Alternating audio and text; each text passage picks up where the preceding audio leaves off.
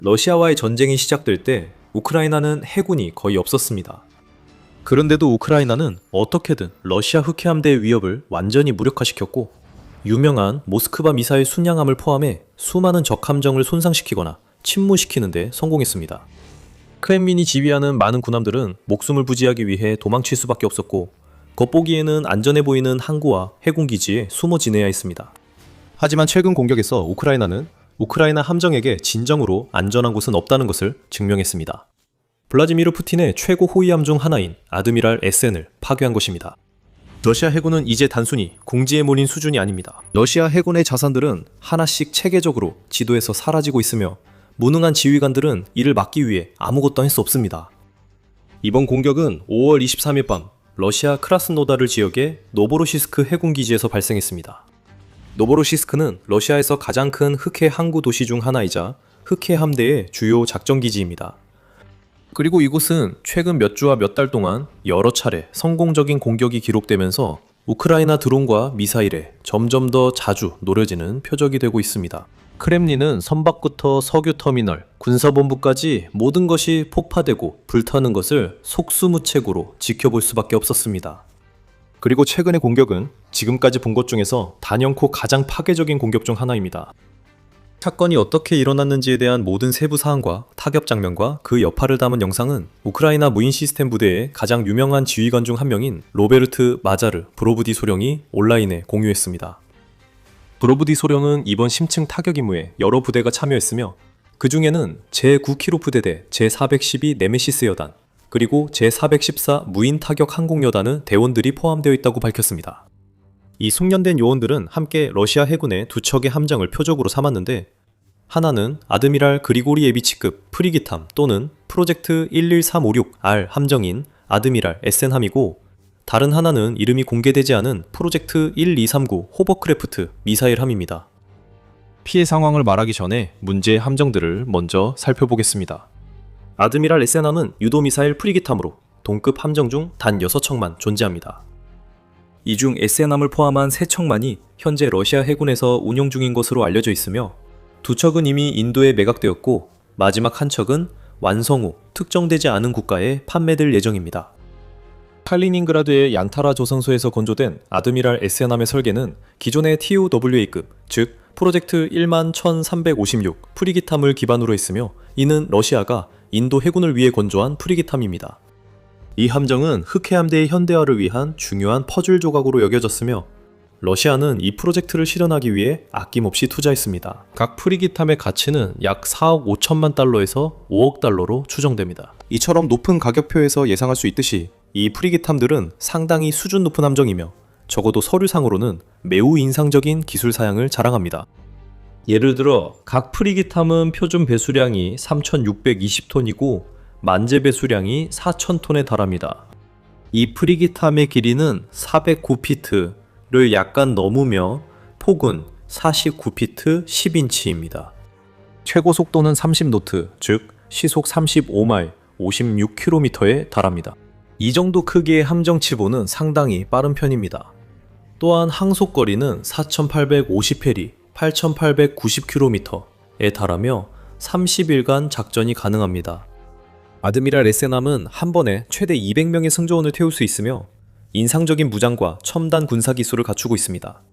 예를 들어 아드미랄 SN함에는 공중 위협을 탐지할 수 있는 프레가트 MEM 대공 탐지 레이더가 장착되어 있으며 여러 대의 수상 탐지 레이더와 사격 통제 레이더 그리고 MGK 335, EM 03 소나 시스템도 갖추고 있습니다. 또한 광범위한 전자전장비와 KT-216 기망기 발사기도 탑재하고 있습니다. 무장전에서는 아드미랄 SN함이 100mm A190201 함포를 장착하고 있는데 최대 분당 60발의 발사 속도를 자랑하며 고폭 대공탄이나 파편탄을 발사할 수 있습니다. 또한 칼리브르, 오닉스, 치르콘 순항미사일을 위한 8개의 수직 발사 시스템 VLS-셀을 갖추고 있으며 추가로 대공미사일을 위한 24개의 VLS-셀도 탑재하고 있습니다. 또한 함상에는 2개의 AK-630 회전식 기관포가 장착되어 있고 최대 8개의 이글라 또는 베르바 휴대용 대공미사일 RBU-6000 대잠 로켓 발사기 그리고 54명 2연장 어뢰 발사기 한 쌍이 있습니다. 요약하자면 이 함정은 현대 해군 전쟁에 요구되는 엄격한 기준을 충족시키기 위해 설계된 믿을 수 없을 만큼 잘 갖춰진 함정입니다. 그러나 값비싼 방어 체계도 우크라이나 드론을 막기엔 부족했습니다. 이번 공격에서 표적이 된 또 다른 함정은 보라급 프로젝트 1239형 공기부양식 유도미사일 초계함이었습니다.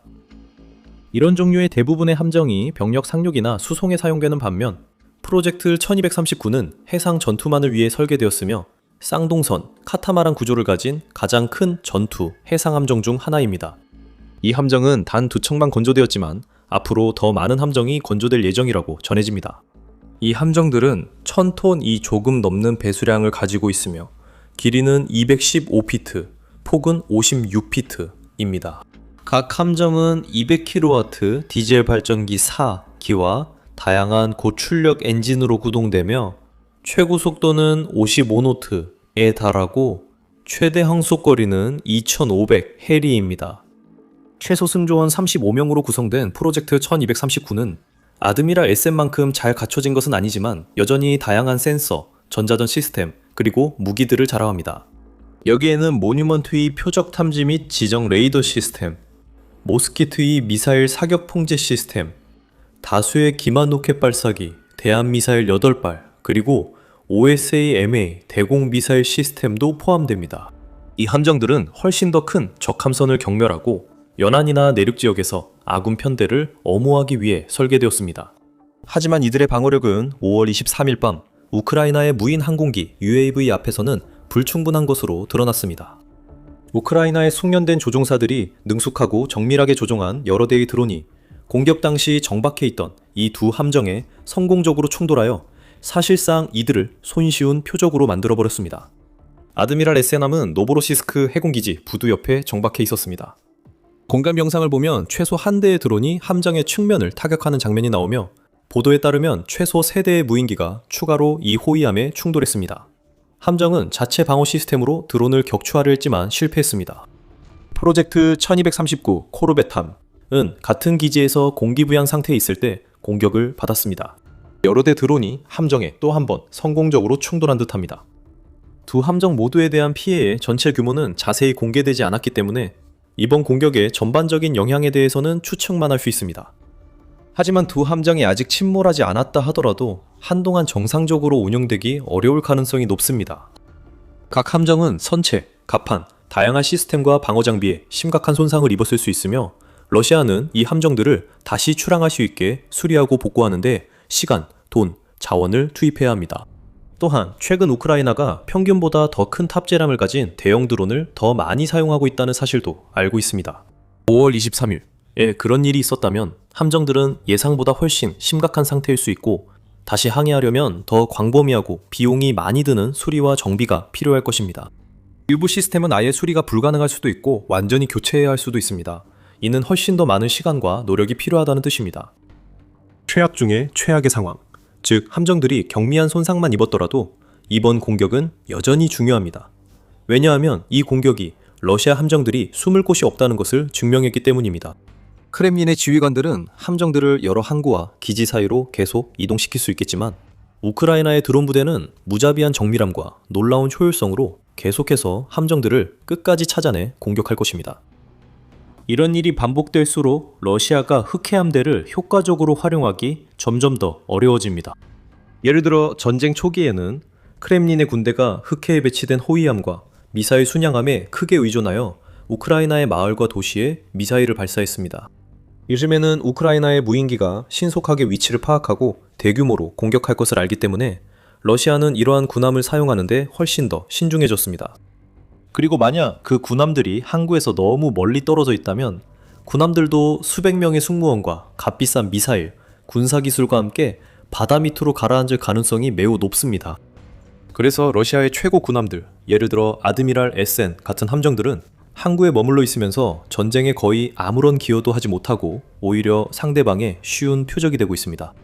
그리고 우크라이나는 이 표적들을 모두 제거할 때까지 계속해서 찾아내고 공격할 의지를 분명히 하고 있습니다. 마자르 본인도 너는 언젠가 침몰할 운명이다. 녹슨 고철 덩어리야. 숨을 수 없다. 라고 분명히 말했습니다. 잠깐 말씀드리자면 여러분은 지금 더 밀리터리 쇼를 시청하고 계십니다. 아직 구독하지 않으셨다면 지금이 바로 구독하실 때입니다. 이번이 우크라이나가 아드미랄 S를 공격한 첫 번째는 아닙니다. 두 번째도 아닙니다. 이 함선에 대한 공격 보고는 이번이 네 번째입니다. 첫 번째 공격은 전쟁이 시작된 2022년에 있었습니다. 우크라이나가 모스크바함을 침몰시켰던 시기와 비슷한 때였습니다. 당국자들은 또한 아드미랄 S함이 네편 순항미사일 공격을 받아 심각한 손상을 입었고 전투작전에서 제외되었다고 보고했습니다. 이 프리기함은 수리를 위해 이후 분쟁 지역에서 철수한 것으로 여겨집니다. 우크라이나의 드론 부대는 몇 달, 몇 년이 지나도 전함의 흔적을 찾기 위해 계속해서 그 지역을 수색했으며 다시 한번 전함을 무력화시킬 준비가 되어 있었습니다. 2026년 3월, 그들은 기회를 잡았습니다. 정확히 말하면 3월 2일 밤, 아드미랄 S는 노보로시스크 항구에서 또 한 번 완벽하게 실행된 공격으로 다시 심각한 피해를 입었습니다. 우크라이나는 함정의 상부 구조물을 목표로 공격한 것으로 전해지며 이로 인해 약 18시간 동안 거대한 화재가 발생했고 전투작전에 필요한 여러 핵심 시스템이 손상되었습니다. 예를 들어 열 플레어와 전파 신호 확산기를 발사하는 데 사용되는 함정의 유탄 발사기가 공격으로 폭발했습니다. 레이더 방사선을 탐지하고 간섭을 발생시키도록 설계된 TK-25 전자전 체계도 손상되어 이 호위함의 자가방어 능력이 크게 저하되었습니다. SSN의 여러 레이더 시스템이 공격으로 손상되거나 파괴됐으며 우크라이나 표적 탐지와 함정 칼리브르 미사일 유도에 쓰이는 레이더도 포함됩니다. 요약하면 이번 공격으로 이 호위함은 우크라이나에 미사일을 쏠 수 없게 됐고 러시아 해군의 주요 전력 중 하나가 무력화됐습니다. 5억 달러짜리 군함, 이 순식간에 무용지물이 되었습니다. 그리고 우크라이나 무인 시스템 부대는 적에게 필요한 수리 시간을 주거나 자유롭게 행동하도록 가만히 두고 싶지 않았습니다. 3월 공격 한 달 뒤인 4월 6일, 그들은 다시 공격했습니다.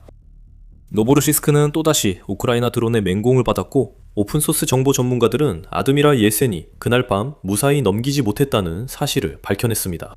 현장 위성 사진에 따르면 이 호위함은 A190 100mm 해군포 바로역 선수 부분에 새로운 타격을 입은 것으로 나타났습니다. 그 부위는 또한 함정의 닷 조작 시스템과 보조 부품들이 저장되어 있는 곳이며 바로 아래에는 잠수함 탐지 소나 시스템이 위치해 있습니다. 그 소나 시스템은 매우 취약해 약간만 손상돼도 제대로 작동하지 않을 수 있습니다. 따라서 공격으로 소나 시스템이 영향을 받았다면 전문가들은 러시아가 정상화에 많은 시간과 비용이 들 것이라고 예상했습니다.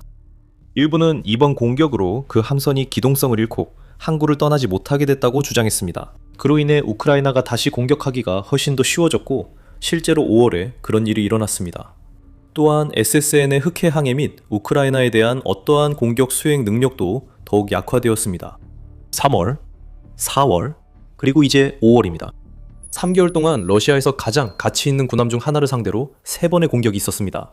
우크라이나에게는 놀라운 성공 사례이지만 러시아 해군에게는 철저한 굴욕입니다. 한 번의 공격은 변명할 수 있었겠지만 3월에 첫 번째 공격이 발생하자마자 유능한 군대라면 이런 일이 다시 일어나지 않도록 종합적인 예방 조치를 취했어야 했습니다. 예를 들어 러시아는 노보로시스크에 대드론 대책과 방공 시스템을 추가 배치하거나 레이더 감시망을 강화해 드론 접근을 미리 파악하고 적극 대응했어야 했습니다. 이동식 지상팀을 배치해 하늘을 감시하고 우크라이나 무인기 접변 시 격추를 시도할 수 있었을 것입니다. 하지만 이 지역의 방어 체계에 큰 개선이 이루어진 것 같지는 않습니다.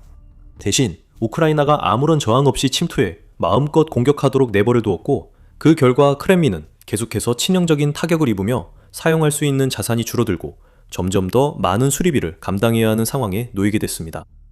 러시아에게 더 안 좋은 소식은 5월 23일 밤에 피해를 입은 것이 아드미랄 예센과 프로젝트 1239 코르벳만이 아니었다는 점입니다. 마자르 역시 그의 드론 조종사들이 타격하는 데 성공한 추가 목표물들의 인상적으로 긴 목록을 보고 있는데 여기에는 5사 지대공 미사일 시스템도 포함되어 있습니다. 도네츠크에서 약 1000만 달러 상당의 장비입니다.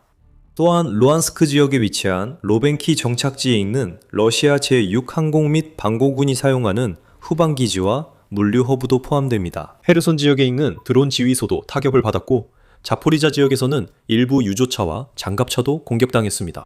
노보로시스크로 돌아가서 2개의 석유 터미널, 즉 샤스트스카야 터미널과 고르치코바 터미널도 공격을 받았습니다. 투자인 고르치코바 터미널은 보도에 따르면 전체 카파스 지역에서 가장 큰 석유 저장 시설로 총 120만 톤의 연료를 저장할 수 있다고 합니다.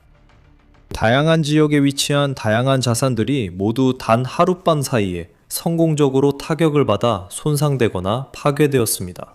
이는 우크라이나가 드론 전쟁의 기술을 얼마나 잘 습득했는지를 보여주는 놀라운 증거입니다. 러시아가 여전히 우크라이나의 도시와 마을에 대규모 드론대를 보내 최대한 많은 피해를 주려 하고 있지만 그 전술에는 뚜렷한 의도나 근본적인 목표가 없습니다. 반면 우크라이나는 훨씬 더 신중하고 체계적인 접근 방식을 따르고 있습니다. 우크라이나는 신중하게 목표를 선정하고 러시아의 가장 중요한 자산을 찾기 위해 정보를 수집하고 있습니다. 예를 들어 러시아의 석유 산업 인프라와 우크라이나 도시 및 민간인 대상 장거리 공격에 쓰이는 고가 군사 장비 등이 포함됩니다. 우크라이나 요원들은 목표를 추적해 위치를 파악하고 제거할 최적의 순간을 선택합니다. 그리고 실제로 효과를 내고 있습니다. 매주 우크라이나의 성공적인 공격 보고가 늘고 있습니다. 이는 전선이나 그 뒤 10마일에서 15마일 떨어진 곳뿐 아니라 점령지 깊숙한 곳, 러시아 영토 내에서도 발생하고 있습니다. 드론들이 적진 깊숙이 침투해 크렘린이 가장 중요하게 여기는 것들을 찾아내어 제거하고 있습니다.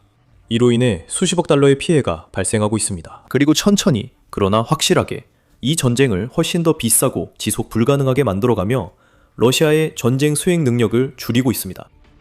이들은 민간인이나 민간 인프라를 목표로 삼는 것이 아니라 전함과 정유시설이 반복적으로 공격당하면서 러시아 각지의 하늘을 불길과 폭발로 밝히며 전쟁을 러시아 국민들에게까지 가져오고 있습니다. 이것은 크렘린의 전쟁 기계가 전능한 힘이라는 신화를 깨트리는 데 도움이 되며 동시에 러시아가 승리를 눈앞에 두고 있다는 푸틴의 선언을 약화시키는 역할도 합니다. 우크라이나의 반복적이고 점점 더 효과적인 공격의 결과로 강경 러시아 민족주의자들과 이른바 제트 블로거들조차도 푸틴의 결점을 비판하고 자국 군 지도부에 거의 창피할 정도의 무능함을 지적하기 시작했습니다. 한편 일반 대중은 전쟁을 가능한 한 빨리 끝내야 한다는 의견이 점점 더 많아지고 있으며 여론조사에 따르면 대통령의 인기도는 날이 갈수록 하락하고 있습니다.